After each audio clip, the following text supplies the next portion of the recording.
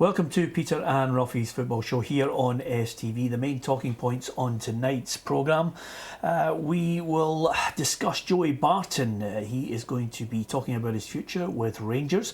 We'll look at the 5 Premiership games on tonight, and we'll look back at Hamilton's win over Aberdeen last night. Alan Ruff is alongside me, Peter Martin, and I'm delighted to say our bootroom guest is Hamilton central defender Michael Devlin.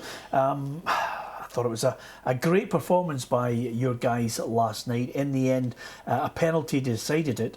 Seemed to be a fair bit of debate over whether it was a penalty, but over the 90 minutes, Michael, what a big win for you guys.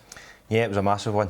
I think we were under no illusions how difficult a game it was going to be. Aberdeen were coming into the game flying, and we knew it was going to be tough. However, we had a game plan and we tried to make it as difficult as we possibly could for them. We were ratty, we were horrible to play against, and we tried to disrupt them, and I think that worked for us last night, and we managed to get an opportunity to score with a penalty kick, and fortunately for us, Alex took it, and we managed to play well and see the game out. Yeah, well, we'll talk about the referee's performance in this, Ruffy, in a moment, but you know, there's a fair bit of consternation about whether it was a penalty in the first place, but it scored that early on. I mean, I can't believe Aberdeen are making such a fuss about it. You know, they are a side that are expected, with all due respect, to go down to Hamilton Accies and win if they are serious about title contenders or second or third. Yeah, unfortunately for Aberdeen, it's the same old story. You know, last year when they were challenging Celtic, numerous occasions they had chances to go into games to get maybe even a draw or a win that would draw them level with Celtic or even put them ahead of Celtic. And again,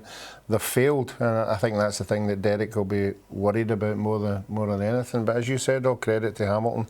They did what they always do. They dig in, they make it hard for you. They're biting at your heels at every opportunity. Both teams had chances and they rode their luck on occasions, but so did Aberdeen. But so you have to give credit to Hamilton Accies. I'll tell you what I did notice about it, Ruffy. I thought Hamilton Accies were, you know, first to every second ball that dropped on that type of surface, and the back line just could not handle playing on that artificial surface as well. I mean, O'Connor looked as if he was like Bambi on ice at one point, and they struggled, and I thought Hamilton, you know, at times tried to play more of the football. Yeah, well, obviously the Hamilton boys are used to playing on it, but there are players who are not comfortable on it. You can see it as soon as the game starts. You know, you can see the ones who are. But again, I think all credit to Hamilton. I mean, I'll tell you, there's not many times they score 2 goals. You know, so they have the ability when they get a goal, that they have the determination to hang on to whatever they've got. And 9 times out of 10, if you let Hamilton score first, you're going to struggle to get the 2 goals because they all fight and dig for each other, and that's the strength of their team. And strangely enough, that's what the managers mentioned. You know, there's been so many occasions this season when you have managed to go ahead in a game but haven't been able to see it out. I mean, in this one, what was the general view in the dressing room about the penalty award in the first place, Michael?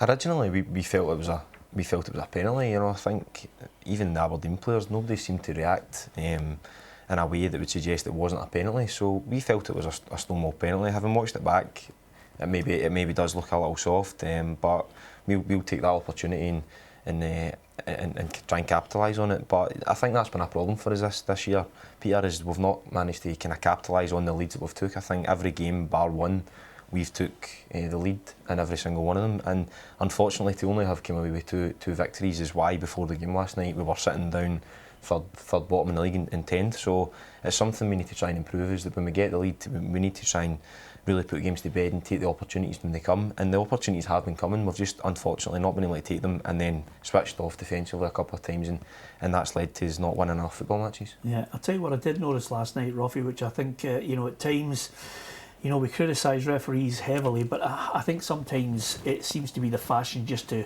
bash Willie Collum. You know, the Aberdeen fans were never off his case. At times I thought he was let down by his assistants. You know, referees at the best of times, percentage-wise, will call a few dodgy ones. But I don't think you can blame the referee for Aberdeen not being able to go to New Douglas Park and win the game.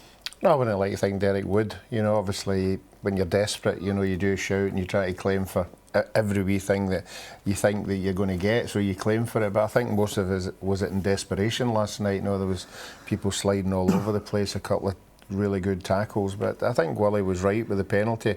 There wasn't a great, you know, amount of contact, but there was contact, and I think if you remember at the beginning of the season, I think the referees were really pulling up, you know, anybody just touching or holding, and I think there was just a wee small bit of holding his shoulder. So like every other forward, you're going to go down, if you feel that contact, you go down, and they gave the penalty. But no, I think it's just because it's Willie Collum. Everybody just jumps on the bandwagon. Yeah, over and above that, Ruffy, in the new year, when we eventually get the show up in Aberdeen, there'll be people throwing things at it right now. They'll not be happy with that line from you. I can tell you that on the basis of the way they reacted last night. And with that in mind, 3 penalty claims for them. I didn't think any of them were penalties, Michael. No, I didn't either. You know, I was asked about that after the game, and normally when you're as a defender in particular, whenever there's a penalty claim against you, and it maybe as a penalty, you're in the box thinking we get away with that one there, but I couldn't think of one occasion or any of the penalty incidents that I thought, yeah, we got away with that, because I didn't think any of them were penalties. You know, I think the Aberdeen camp certainly felt they should maybe had one of them. We didn't feel that. Yeah, okay, our penalty might have been soft, but I think overall I thought Willie got the right decisions, and I do feel at times there is a bit of a vendetta against Willie, and I think overall we need, as a country, we need to try and support the referees. They're trying their best, and at times they'll make mistakes, just as players in the pitch are making mistakes.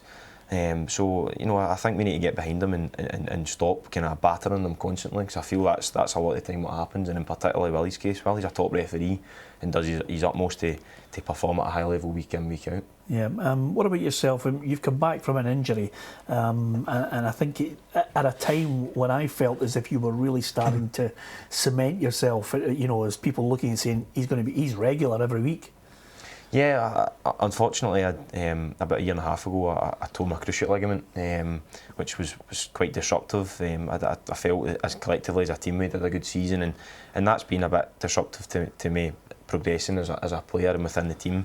Fortunately, I'm over that now and getting back in the side. I picked up a wee knock a few weeks ago, which ruled me out for a few weeks, but I'm feeling fit again and feeling strong, and just delighted to be back in amongst it with the boys. Yeah, and it seems like a good bunch of lads. I mean, last night there were so many pluses in the performance. You guys at the back impressed me. I thought, you know, you handled the Aberdeen strike force, and then of course when you've got somebody like Darren McKinnon, I know he sometimes thinks he's a stunt double for Scott Brown, but he plays like him as well.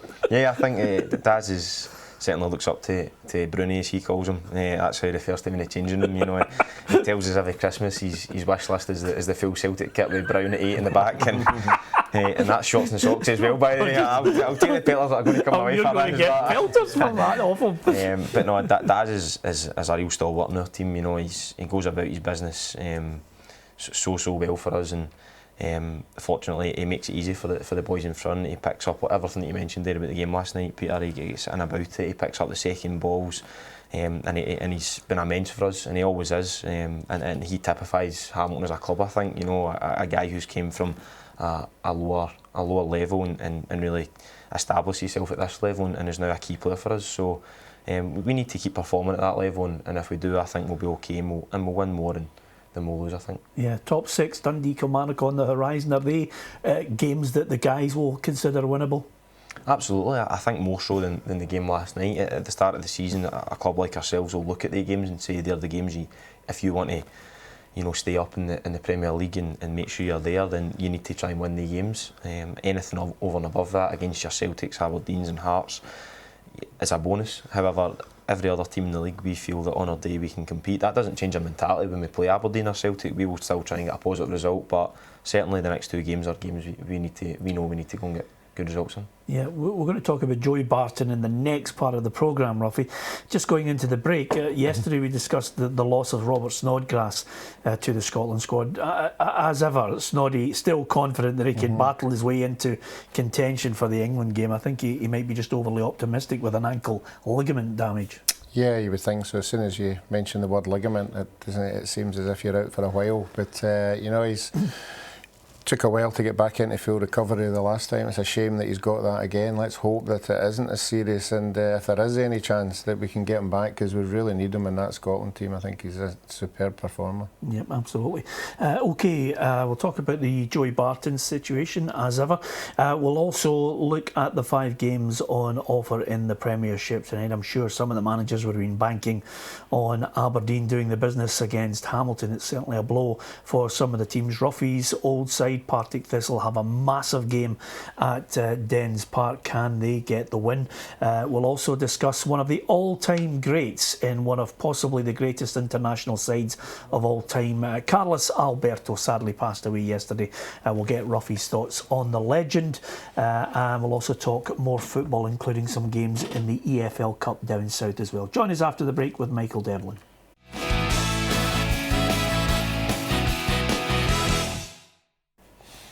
Welcome back to Peter and Ruffy's football show here on STV. Alan Ruff is alongside me, Peter Martin, and I'm delighted our bookroom guest is Hamilton centre half Michael Devlin, who joins us on the programme. It's always a worry, Ruffy, when you have a player in the bookroom who's here to talk about football and you went to school with his dad. That's not good. That's not a good sign for me. It makes me feel old, Ruffy. Well, we've had a lot of guests in that's been the case for you. Thanks for that.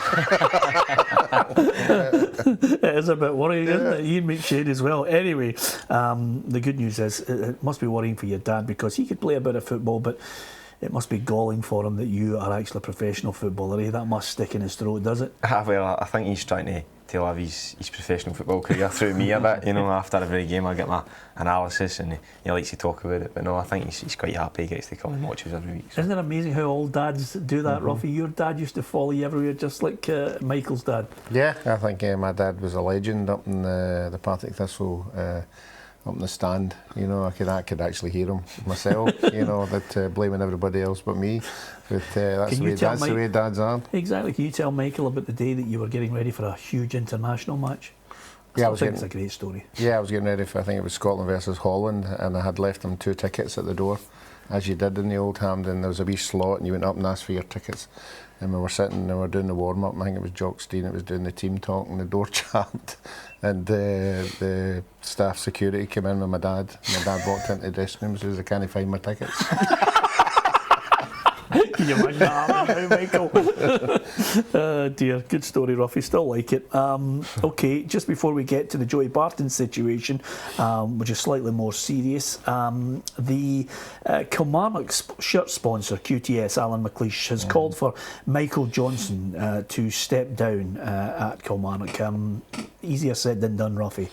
Yeah, I think that every time we keep talking about Kilmarnock, we know there's a lot going on behind the scenes, and unfortunately for the manager and the players, they've got to sort of put that to the background. But it's certainly gotten nearer and nearer. It's getting more and more crucial. Obviously, the financial side it will be coming into it as well. But there are enough people at Kilmarnock want to invest money in the club, but not when he's there. So the sooner they come to some kind of agreement, the better for everybody concerned. Yeah, OK, let's switch our attention to Joey Barton. It's a difficult issue for Rangers. They've got to talk about his future. I get the feeling, Ruffy, that this one could be, quite simply as I mentioned the other week there, just wait till the January transfer window and, you know, try and see if Burnley will buy him back or another club. Yeah, I think everybody realises now, as soon as you mention HR and you mention lawyers, it's not about when you're coming back, it's when you're leaving and under what circumstances are you leaving. And obviously Rangers, like any other club, will be trying to cut their losses as much as possible, and his lawyers will be trying to get as much as possible, so that both sides will have to have a sort of an in-between, because I don't think there is a complete break in this. I think somebody's going to come out in the wrong end of it, and we'll have to wait and see who that is. Yeah, absolutely. I think the general feeling though is, Ruffy, that he's kicked his last ball for Rangers. We've been talking about it ad nauseum for weeks now.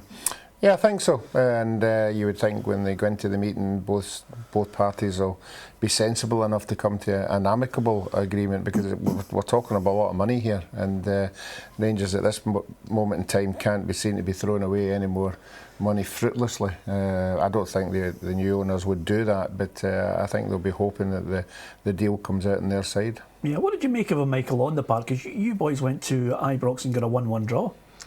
Yeah, he was. I think we knew he was going to be a good player for Rangers, and on that particular day, we performed well, and in particular, Ali Crawford had a great game. You know, I think he showed his quality at times.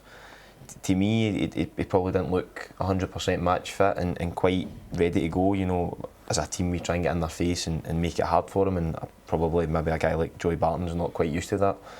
So he's certainly got a lot of quality. He's a good player, and I'm surprised it's not worked out for him. I thought it'd have been a good signing for Rangers, but just he's a fiery character, and I think Rangers and Mark Warburton would have known that, bringing him in. So unfortunately for the club, it's not worked out. I think he would have been a player that would have helped. Yeah, and this morning, you know, sometimes I read stories, Ruffy, and I think, really? He said that? And I'm thinking about Josh Windass here. He says he thinks Rangers can win the title and they don't necessarily have to defeat Celtic in the 3 remaining games.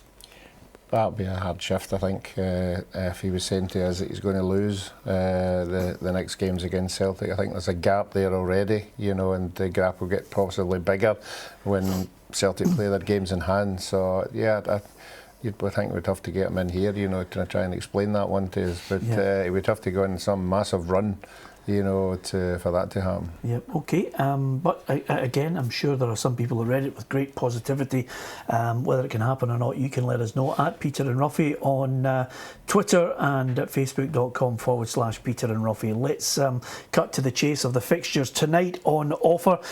Dundee against Partick Thistle is quite simply massive. Kilmarnock against Hearts, Motherwell Inverness, Rangers against St Johnstone, and Ross County against Celtic. So with those fixtures in mind, I think, you know, Alan Archibald has the same problem that Hamilton had earlier in the season. Getting ahead and holding on to a lead seems to be, you know, mightily difficult. Yeah, and every one of these games I've got the same importance as the Hamilton game last night. We were already talking about it earlier. 3 points when you're down the bottom of that league is absolutely incredible. Once you get it, it can move you up. And every one of these games tonight, maybe not the Celtic game, but could take a lot of pressure off of some teams. You know, as he'll tell you, it's not nice being down there. You know, it's not nice, the pressure that's on you every time you go into a game, and people are saying, "Oh, you're second or third bottom." So if you can get that wee 6 point gap, you know, it can take the pressure off everybody. What's a preferred result in that one for you guys, Michael? Yeah, I think we'll take a draw. We'll take a draw in that game.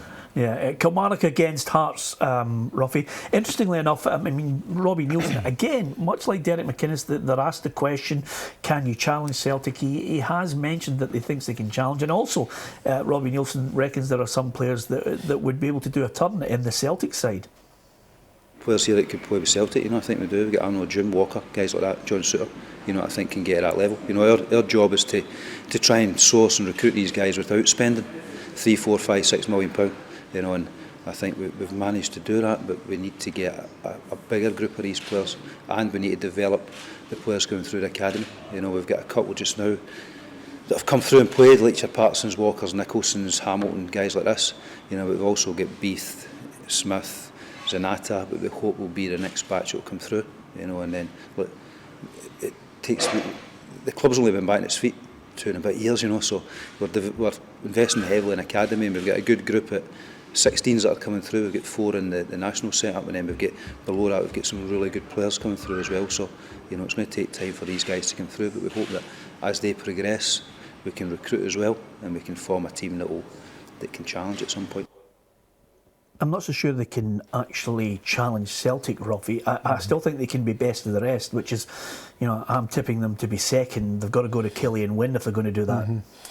Yeah, I think they've got a good chance. I don't think we've seen the best of Hearts yet. I think we saw bits and pieces, but they look a very hard side to beat. You know, they all work for each other. They're not scoring the same amount of goals as the other teams at the top of the league yet, but I don't think they're far away from that. I think the boy Watt just needs a couple of goals to get a bit of confidence, but they're one of these sides that you wouldn't want to play, particularly at Tynecastle. You know, they seem very dogged in everything that they do. I think they will win tonight at Kilmarnock. I think Jamie McDonald at Kilmarnock's been holding that Kilmarnock side together for the last 2 games. He's been absolutely sensational, and I think he'll have to be again tonight. OK, just before we finish, let's get your predictions then. So a draw for Dundee against Thistle. Killie Hearts. I'll fancy Hearts to win that. OK, Motherwell Inverness. take a draw in that game as well. Yeah, okay, that's a diplomatic Aki's answer from you there. Ruffy?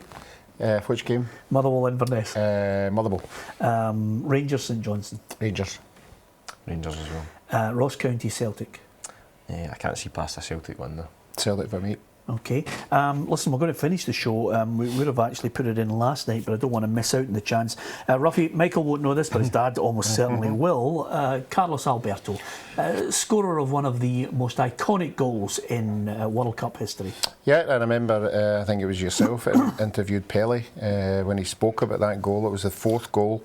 And he said, believe it or not, that for the people who can remember that goal, it started with the goalkeeper, went to centre half, went to midfield, it went out wide to Janino. Janino put it into Pele, and Pele just nonchalantly just rolled it into his path. And they said they practiced it the day before, you know, the actual goal, which is absolutely incredible that you can do that. But sensational player. Yeah, absolutely. And sorely missed. 72, passed away, Carlos Alberto. And Michael didn't even flinch there, you know, because that's the type of thing they practice at Aki's week in, week out anyway, from the back. Thanks to Michael Devlin. Great to have him in the studio. Good luck for the rest of the season. From Ruffy and myself, good night.